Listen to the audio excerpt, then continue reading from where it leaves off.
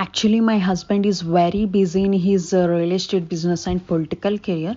అతనికి friend circle కూడా చాలా పెద్దది. అందరు ఫ్రెండ్స్తో రెగ్యులర్గా కలుస్తూ ఉంటాడు. అంత బిజీ షెడ్యూల్లో కూడా ఫ్యామిలీతో స్పెండ్ చేయడం అనేది అతనికి చాలా ఇష్టము. సో ఫ్రీ టైం ఉన్నప్పుడల్లా నాకు ప్రతి దాంట్లో హెల్ప్ చేయడానికి ట్రై చేస్తాడు, చాలా ప్రేమగా. చాలా హ్యాపీ అనిపిస్తుంది నాకు. అందరూ అంటారు దేవుడు అందరికీ అన్నీ ఇవ్వడని చెప్పేసి, బట్ అది అబద్ధం.